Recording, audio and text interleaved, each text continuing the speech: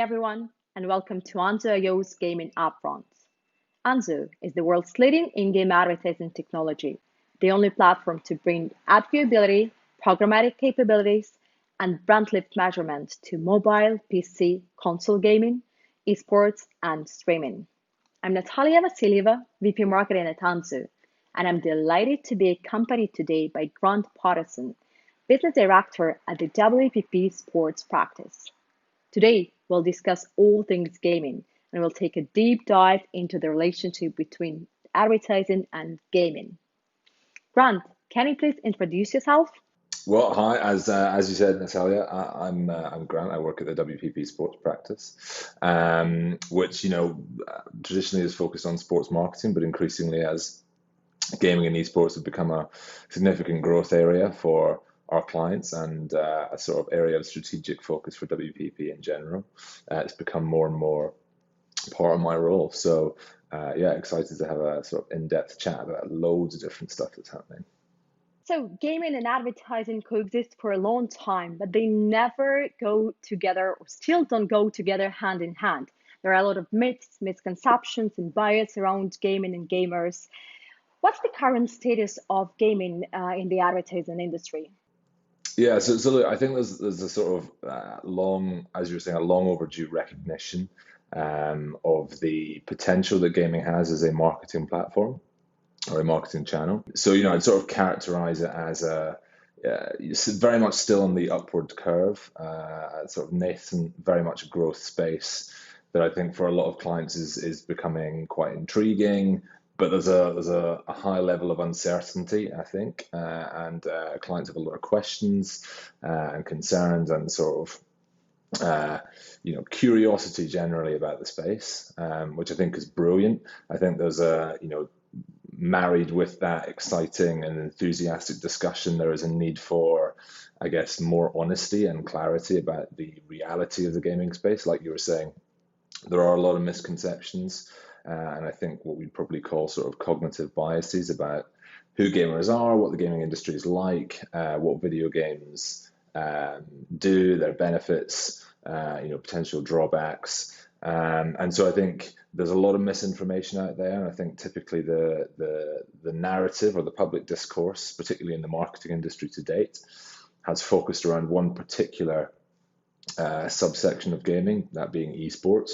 And I think the debate about gaming in a larger context has been a little bit neglected. So hopefully we can talk about that a little bit today. But I think it is a conversation that is only increasing at pace, and hopefully that'll evolve into something a bit more in depth and meaningful over the next few months, years.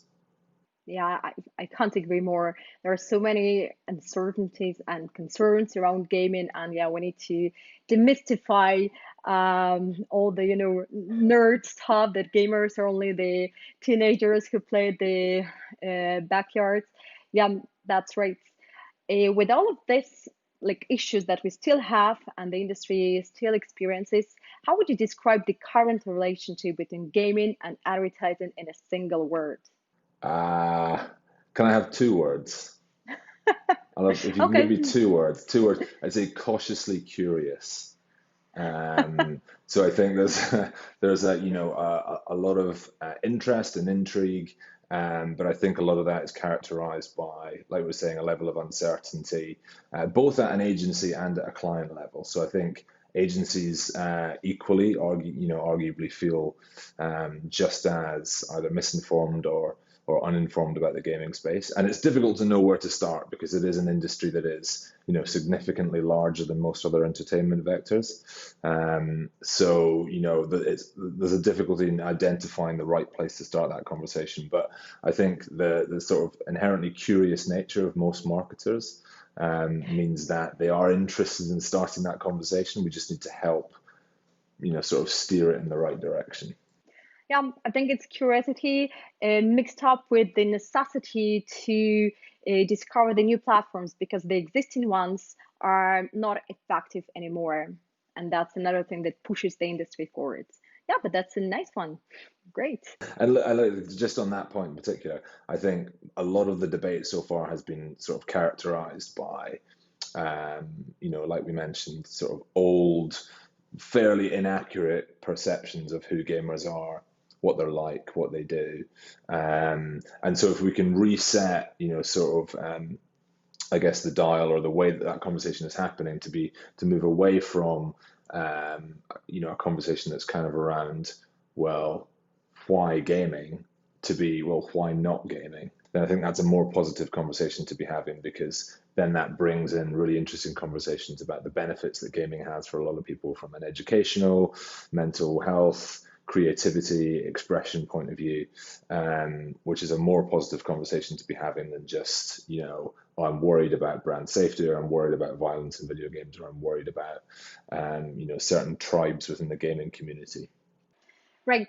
I guess with over 3 billion gamers around the world, we need to ask the question who are not gamers, right? Yeah. Literally every third person is a gamer. As you touched upon brand safety, I keep on hearing from advertisers and across industry that brand advertisers are still not ready to be associated with any kind of violence within games, be it a bit of blood or the shooter games. And on the other hand, I see that the top chart games are actually shooters. So Call of Duty, League of Legends, and even Fortnite actually shooters by nature, which makes it clear that shooters and violence are part of the pop culture. So do you think the advertisers' bias towards violence in games are fair? Yeah, so I think when we talk about bias, I think that's just a natural sort of consequence of the debate that's been had in the media for the last 20 years about video games, and particularly violence in video games. It's been a highly politicized issue that I think oftentimes has been used as a bit of a political weapon for a variety of different groups in the political sphere. So I think it's important for us, when we're having a conversation about the potential pitfalls or the potential dangers of violence in video games, to sort of step back away from that sort of old, unfair narrative, and to look at the science, and to look at the sort of culture within and around these games from a open-minded perspective. And I think when you look at the science, when you look at recent studies carried out at the University of Oxford or a variety of different organizations, there's very clearly not a connection between violence in video games and violence or violent approach to life, or violent activities. So I think it's important that we disconnect that to begin with, and then I think it's also important that we sort of reset the way we talk about gaming versus other entertainment forms when it comes to violence. I don't think there isn't nearly as much emphasis placed on the role that violence plays in film or in TV. And how that relates then to potential knock-on effects for the people consuming that content. So it's fair to say that video games are a more immersive and participatory medium, but as we were saying, there's no evidence that makes violence in video games more problematic from a behavioral point of view. And I think it's also really important that whilst we're having that conversation about violence in video games, and understandably brands are concerned about that, it's also important that we talk about that the benefits that video games like that have for a lot of people. They are in many ways cathartic. They are very positive in terms of mental health, in terms of social experiences, playing with friends in communities, and the positive benefits that can have are usually kind of secondary to the discussions about violence. But I think it's understandable brands have those concerns. But I think let's have that conversation in a sort of larger context of the benefits of games and the reality for what games like that do for people and for the communities that participate in them. Well, right, first of all, violence is part of our life, unfortunately, right? Mm-hmm. And we can't admit it's, if we're talking about brand safe environments in general. But I think there is a certain level of violence that games have, and this violence is not associated with something bad, and that's actually what holds back like most of the advertisers to give it a try.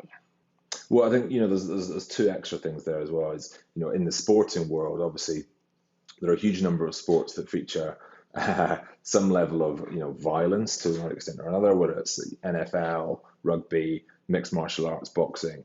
But when we're talking about violence in that context, we're talking about it, through the lens of honest competition, sort of social interaction, the bonds that people can create through participation in contact or combat sports, and the benefits that has for individuals from a, again, mental health, lifestyle, fitness, well-being point of view. So I think it's also important that we bring video games into that conversation as well, and consider them equally through that lens. And I think secondly, it's also important for brands to understand that there is a big spectrum of video games, or video game content, and shooters and video games that contain, often very pastiche, sort of playful or silly levels of violence.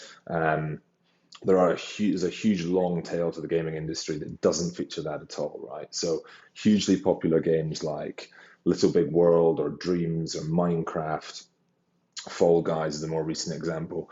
These are games that are hugely popular, not because they feature violence or lack a violent component, but because they're creative and social, and sort of collaborative, and help people come together to create shared experiences. So again, I think it's important that we broaden that conversation to include, the whole spectrum of video game content, rather than just, one or two or three of the most popular titles that happen to feature violence. Yeah, absolutely. And as we touched upon, violence is part of the video gaming world. And you know that gaming has evolved from subculture into pop culture. And again, if shooters are part of it, then we cannot omit it, right? What about other cultural aspects of gaming? And are there any more elements or things that brands should be aware of before they say yes to this medium? Yeah, so I think that's a really interesting question, because it opens up a big discussion about, I guess, the cultural impact of video games. And I think it's important for us all to acknowledge that gaming has had a, fairly underappreciated impact on mainstream pop culture for decades. So whether it's the arcade culture in the 90s, the emergence of home consoles in the 90s and noughties, right through to the bigger sort of open world social network style games of today. I think it's fair to say that a lot of the sort of, I guess, the big tentpole elements of pop culture today wouldn't exist if it wasn't for video games. So, fantasy literature, sort of graphic novels and comic books, that sort of whole ecosystem of fantasy culture probably wouldn't exist today if video games and video game adaptations hadn't sort of laid the groundwork for that in the early 90s. Similarly, social media, a lot of the mechanics of social media are derived from video games. So whether that's, semiotics, reward mechanisms, the compulsion loops that define social media, all come from video games. And similarly, the streaming services, your Netflixes, your Hulus, your video streaming platforms owe a debt as well to the sort of the video consumption mechanics that, again, were sort of the groundwork for those was laid by things like Machinima, and using video game engines to create content and stream that live. Again, years before Netflix or Amazon Prime existed. So I think there's a real cultural legacy there. And I think second, coming back to what you were saying earlier about, the sheer volume of gamers globally means that, if one in every two or one in every three people plays video games in some form, then clearly that is a significant part of culture. They might play different games, they might play different titles, but those video games are becoming cultural behemoths in their own right, whether it's League of Legends, whether it's Call of Duty, whether it's Fortnite, whatever. They're becoming, I guess, cultural totems that are evolving into video games, into literature, into ecosystems of content and experiences. And I think it's important that we acknowledge that, because the next Marvel Cinematic Universe might well be League of Legends, right? Right. The next Minecraft might be the tool that democratizes architecture, design, and engineering. There's a big conversation to be had about what the future of games like Fortnite and Roblox are in terms of the idea of the metaverse or a sort of virtual civilization that increasingly technology is enabling us to take part in every day. So I think there is a legacy impact that games have had on culture that's probably slightly underappreciated. But as the gaming industry continues to grow and evolve, that's only going to become more significant. That's an interesting one, that just we can track all of the elements that were needed for gaming to boom now, probably. And that's where we stand. You're right. We can never guess what's coming next, since it's a super, like explosive space. And yeah, with all of the tech advancements and all of the creative opportunities, it's difficult to foresee, and that makes it even more exciting. Yeah, but I think it's fair to say that these sort of that video games have become cultural sort of tent poles, and they're not going to go away. They're only going to increase in their influence and impact on culture. So it's important for us to understand that now and start to figure out the role that brands can play in that. True. Well, Anzu as a company has been around for 3 years, and I can tell you that within 3 years, the perception of gaming, the perception of in-game advertising has changed a lot. And as we are, getting back to the early times, and even Barack Obama used in-game advertising for his 2008 campaign, right? Even then, it was like 12 years ago. So advertising in games has been around for a while. The same is with sponsorships. But only now advertisers have started to consider gaming as another effective touch point in their communication with the audience and in their media strategy. Unfortunately or fortunately, because this mindset shift has already occurred, and that's a super good news. Um, but what do you think gaming still lacks to become a well-established ad category and a media channel? Yeah, that's another good question. So I think unlike the sports or film or TV world, gaming hasn't had 10, 20, 30 years to create a fully professionalized marketing services functionality or capability, and it's trying to catch up very quickly to understand what it is that advertisers want, how they can then provide that, and how they can commercialize that in a way that's financially beneficial in the short term and sustainable in the long term. So I think naturally that's going to take a little bit of time to figure out. So I think there is a bit of a gap presently between what advertisers or brands want and what publishers or game developers are currently able to or willing to provide. But that gap is closing all the time, I think, as publishers realize that there is a significant and growing brand appetite for to be involved in the video game ecosystem. And gradually, again, as we were saying, as the video game industry becomes more open, more sort of egalitarian, more democratized through cloud computing, 5G, mobile gaming, a shift away from individual content one-off purchases, sort of pay and play, to subscription-based models, game pass or game passes, season passes, microtransactions, etc. As it becomes more open, as it becomes more competitive with Google and Amazon's cloud version gaming platforms come live, then increasingly I think publishers are going to shift to a more advertiser-funded model, and that is when that gap between what publishers can provide and what brands want is going to decrease. But a big part of that is also the marketing industry doing a job of helping understand what brands want, communicating that to publishers, and then working together to develop, whether it's partnerships, advertising inventory, technology, data, products, etc., that are going to help make it easier for brands to find ways to communicate with gaming communities. Yeah, that's a great standpoint. I totally agree. As an in-game advertising provider, as a net tech provider that helps to bridge this gap. We are also happy to bring what is needed for the brand advertisers to tap into gaming and to develop their strategy successfully.